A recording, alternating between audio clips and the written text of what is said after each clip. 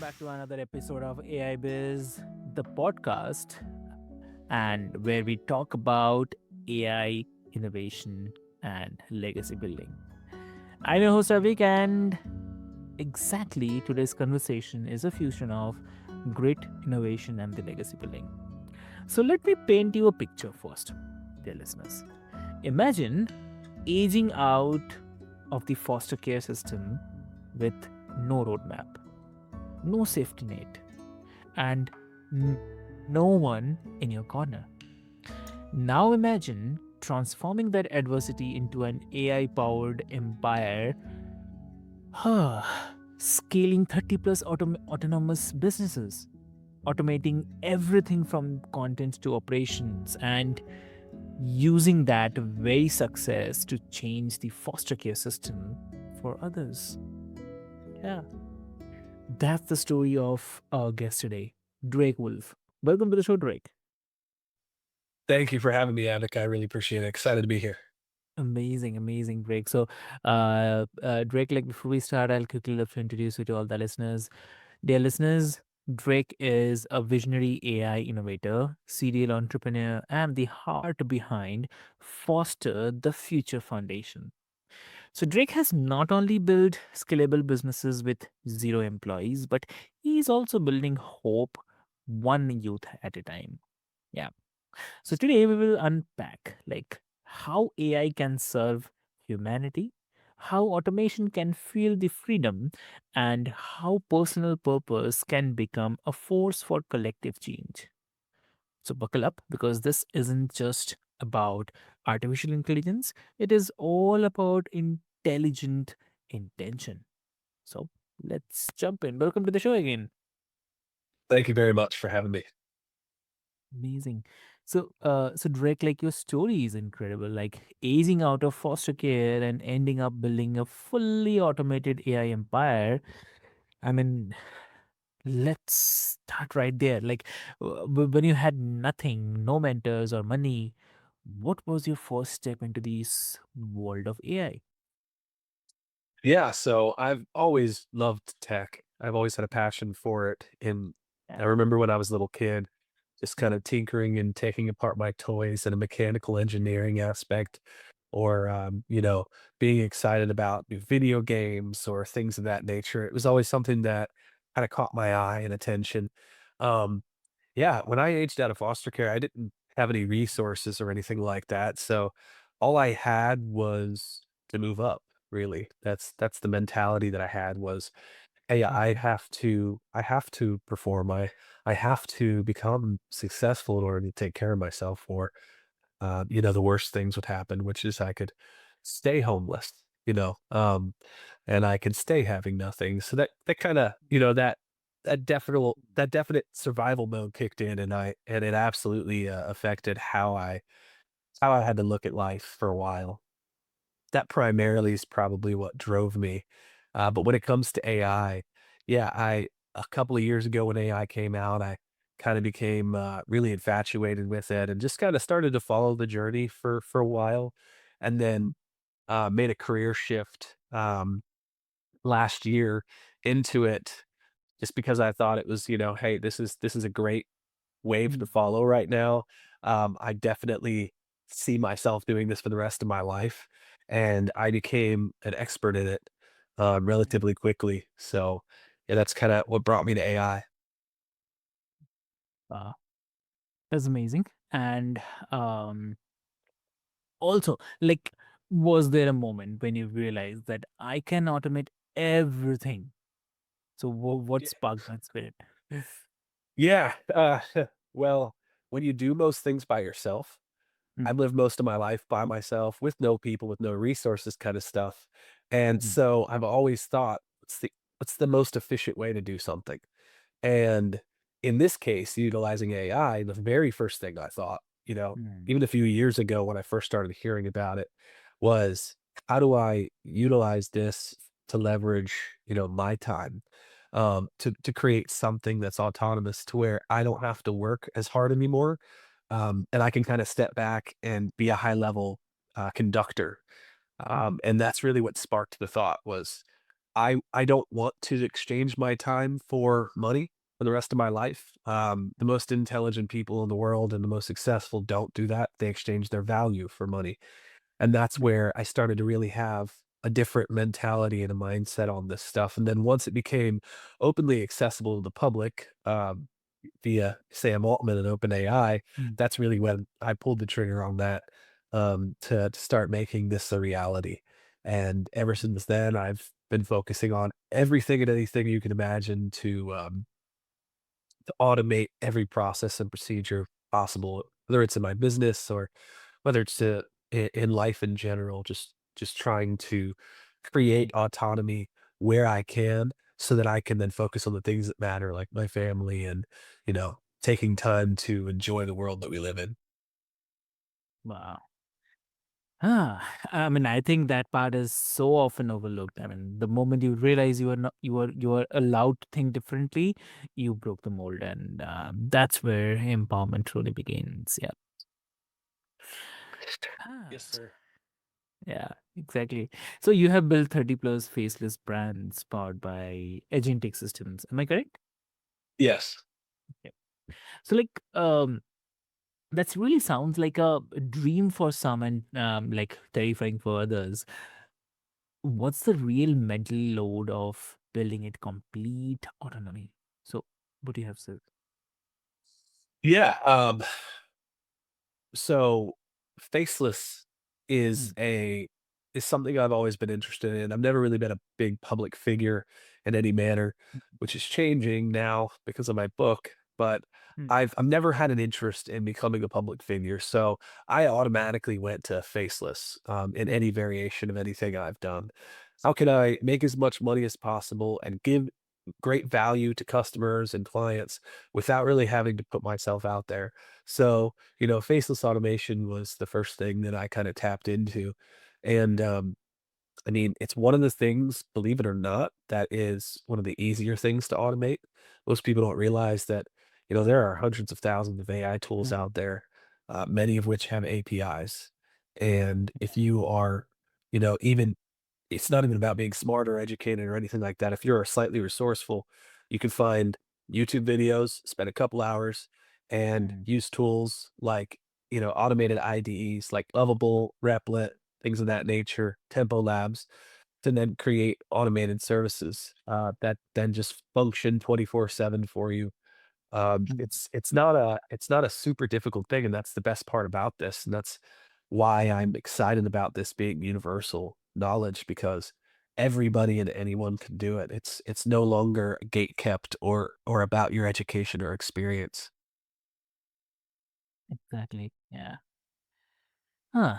So like if I have to say like how do you ensure that this kind of scale doesn't disconnect you from the human impact?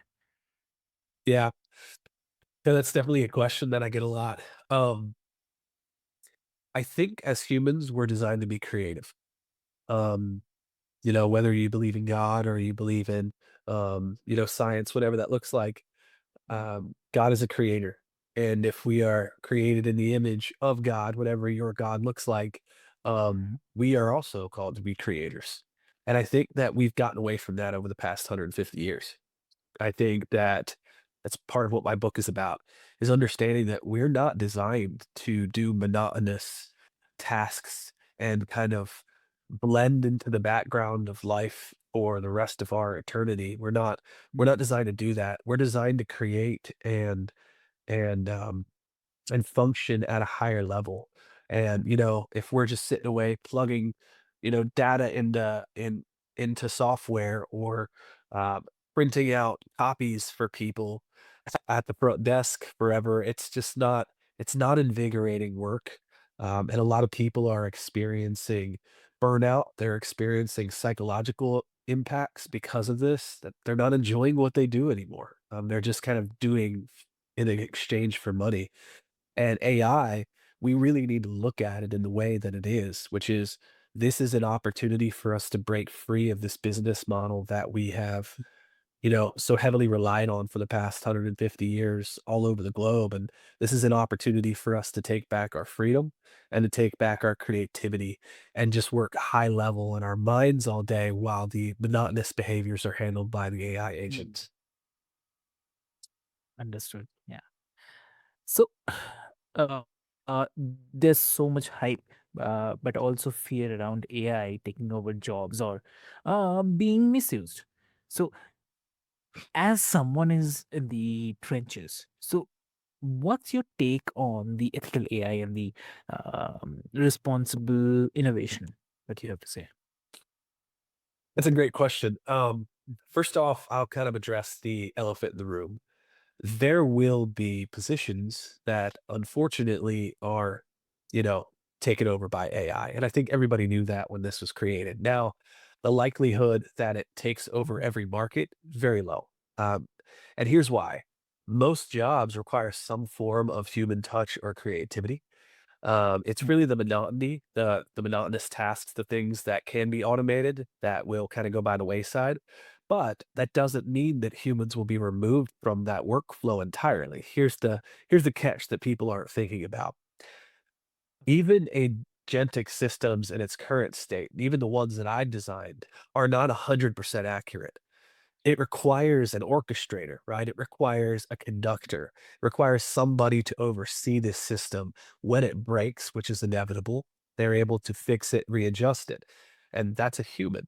That's not another agent. That's We're not at the point yet.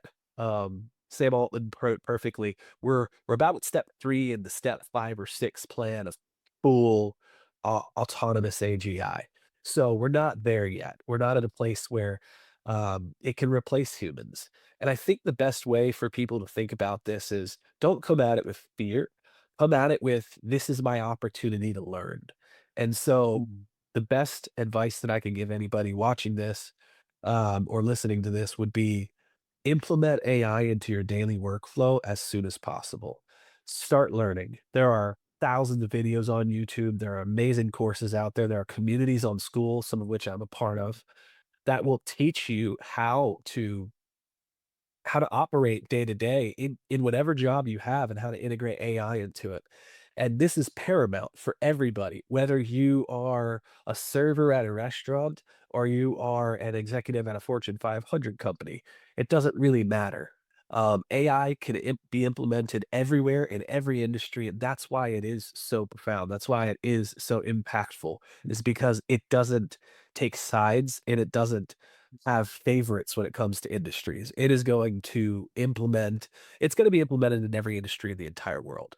As of mm, right now, 73% of all Fortune 500 CEOs believe that they have to integrate, AI into one segment of their business at least in the next 6 months in order to mm, stay competitive. So for us individuals, what that means is if they're doing it at a mass scale, it's absolutely imperative that we start doing it at a micro scale and start to teach ourselves.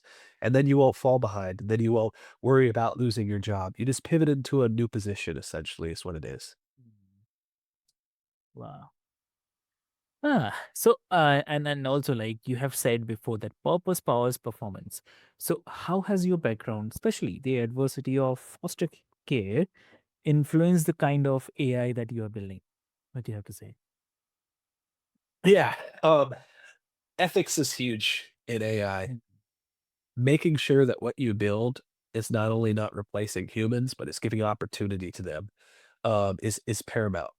We have, as builders and as creators, we have a very great responsibility right now to mm, make sure that anything that we are designing and building, whether it's just bootstrapped or whether we have a huge team behind us, is being built morally and is being built with great ethics in mind. Because as we scale and as things change and we evolve, there are people out there, unfortunately, that will be using, AI for the wrong reasons. And so we have to kind of be the knights in shining armor, essentially. And my background definitely plays a part in that. I I've always wanted to be, you know, I've always had a savior complex per se, where I want to help people. I want to help people, and I'm naturally inclined to do those things. It's something that I've always loved doing, and so that bleeds into my professional life as well as building tools that help people and that make things better. Um, Something I haven't touched base on really on any podcast yet is my new Mm, software Optimize, and it is literally designed for that reason. It is a fully automated social media content creation mm, platform where the hours and hours of monotonous things like video editing, right? And creation and script writing and trend analysis and analytics and mm, financials and posting. All of that stuff it's difficult and it takes the fun out of doing the thing that you love. So my software will essentially automate that entire process. And I'm super excited to share it with people. But that's just one example of my philosophy and what I believe is when you're creating something, the first thing you need to think of is, will this be positively impactful on the earth? If the answer is no, don't build it, don't create it, especially not with AI. It's something that we just have to keep in the forefront of our minds and understand that we have a powerful tool here, and we need to make sure that we are using it to better the humanity. that's amazing. And wow. So like, do you ever feel like tech success alone isn't enough without the real world impact? Yeah.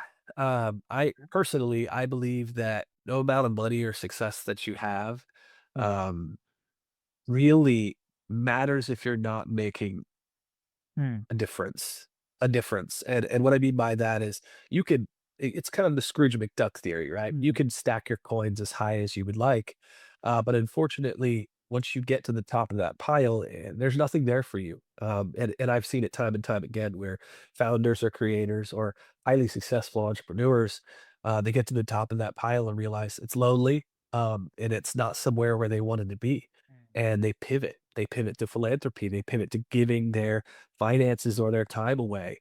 And you see it time and time again. There's a reason for that. And it's because we are designed to have a higher purpose, have a higher calling than just stacking money.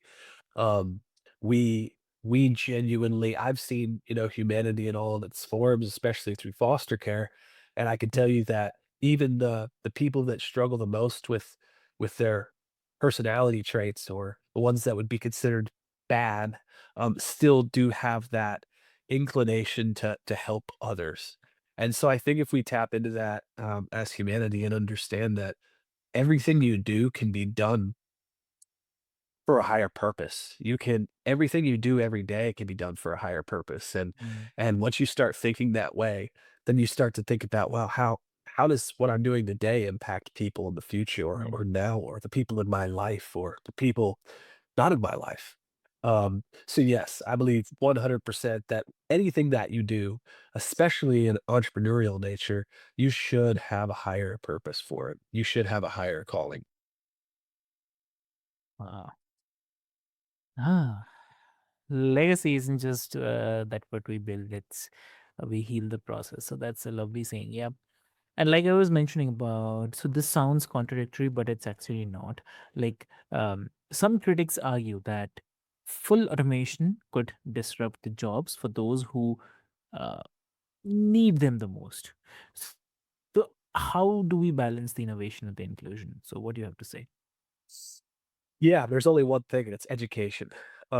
Right now, it is imperative that Mm, you educate yourself and that, institutions and countries start to take it more seriously in implementing free automation education. mm, And here's why. For example, like you said, the possibly the lower income space, that may need the jobs a lot more, and these jobs generally are monotonous in nature, and they can be automated for the most part. What you need to do if you are in that situation, and I've been there before myself, is you've gotta start educating yourself and looking into these programs and making sure that you have the knowledge so that if and when that does occur with full automation, you could just shift into a new role whether it's in that industry or not, you can mm, immediately shift into a new role. Now, what I've discussed with a lot of people and what we believe is going to happen over the next 2, 3 years is something called forced entrepreneurship. So this is a real thing. And essentially it's gonna be that. It's gonna be autonomy takes over certain things, just certain things. And then you're gonna be left with a decision of like, okay, do I transition as an employee into a brand new industry and kind of just learn from the ground up again? Or do I take a chance on myself and, unveil a product or service that I may have been thinking about? So the age of the tech entrepreneur and AI entrepreneur is here. And for anybody that has ever had any idea at all, now is the time to start implementing it. Not only will it protect you and your family from any future, natural course, Mhm. which that's another thing uh, to talk about, but it will also help with your ability to make, a long-lasting income. And yes, being an entrepreneur is not for everybody, but that's primarily the focus of what we're seeing right now is forced entrepreneurship. It's going to be the situation where, if you don't understand AI, you need to understand AI, whether as an employee or as a future entrepreneur. That's very true. Yeah, lovely. Thanks for explaining this. And Drake, your journey is a proof that intelligence, artificial or otherwise, is not just about the algorithms. It's about alignment. So, thank you so much for showing us that it's not just about coding the system, just all about coding significance into our work. So, thank you so much. And if someone wants to connect with you, how or what would be the best medium to connect? Yeah, yeah, thank you. It's been great. I appreciate your time. Yeah, so you can connect with me on LinkedIn, and that's just Drake Wolf on LinkedIn. I'll pop up there. You can Mhm. also connect with me at goagentics.com.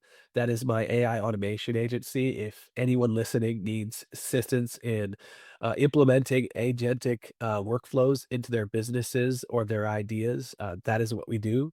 So we're very good at it, and we will make sure that we get you the highest quality workflows possible. Then you can also contact me on drakewolfbooks.com.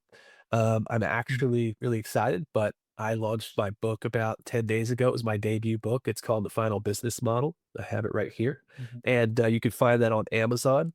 And I actually am now a number one best-selling author on Amazon. So it's flying off the shelves, as they say. And that book is very informative.